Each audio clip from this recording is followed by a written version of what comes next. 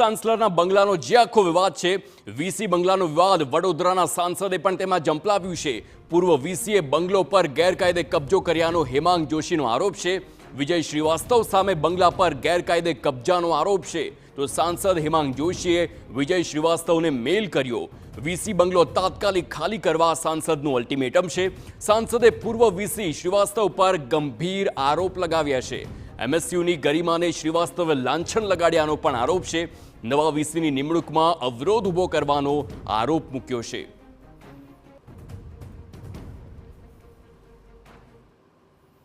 ક્યાંક ને ક્યાંક વિપક્ષ આ બાબતે સરકારની છબી ખરડાય એવા પ્રયત્નો કરી રહી હતી, ત્યારે મને લાગ્યું કે એક સરકારના પ્રતિનિધિ તરીકે, એક પ્રજાના પ્રતિનિધિ તરીકે મારે એમને આ બાબત જણાવવી જોઈએ, અને ક્યાંય પણ એમને કોઈ પ્રકારે રહેવાની અગવડતા થતી હોય તો મેં એમને એ પણ મેલમાં લખ્યું છે કે એમને રહેવા માટેની પણ સુવિધા હું એમને કરી આપવા માટે તૈયાર છું।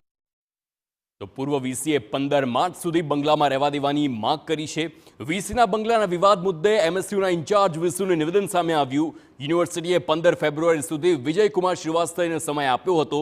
પૂર્વ વીસી વિજયકુમાર શ્રીવાસ્તવે બંગલો ખાલી કરવા વધુ સમય માંગ્યો છે। બંગલો ખાલી કરાવવા અંગે નિર્ણય લેવાશે।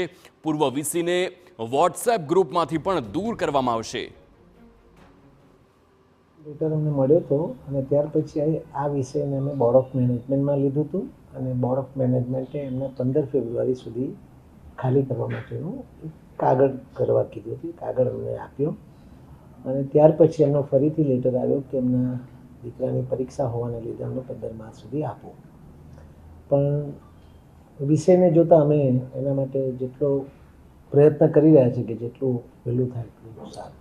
વિશ્વવિખ્યાત મહારાજા સયાજીરાવ યુનિવર્સિટીના પૂર્વ વાઇસ ચાન્સેલર વિજયકુમાર શ્રીવાસ્તવ દ્વારા રાજીનામું આપ્યા બાદ પણ 2 મહિના સુધી વીસી નિવાસસ્થાન નહીં છોડતા અંતે વડોદરાના સાંસદ ડોક્ટર હેમાંગ જોશીએ વચ્ચે પડવાનો વારો આવ્યો છે, અને હેમાંગ જોશી દ્વારા વિજયકુમાર શ્રીવાસ્તવને ઈમેલ કરવામાં આવ્યો છે, જેની અંદર તેઓને બંગલો ખાલી કરવા માટેનું એક સૂચન આપવામાં આવ્યું છે, અને સાથે સાથે જો તેઓને વડોદરામાં રહેવા માટેની કોઈ જગ્યા ના મળતી હોય તો તેમના થકી મેળવી આપવાની પણ વાત કરવામાં આવી છે। ઉલ્લેખનીય છે કે જે રીતે વિજયકુમાર શ્રીવાસ્તવ દ્વારા તેમના કાર્યકાળ દરમિયાન જે પ્રકારની તાનાશાહી ચલાવવામાં આવતી હતી, વીસીનું પદ છોડ્યા બાદ પણ બંગલો ખાલી કરવામાં નથી આવ્યો, અને તેમની નામની જે પ્લેટ છે, નેમ પ્લેટ, તેને પણ હટાવવામાં નથી આવી।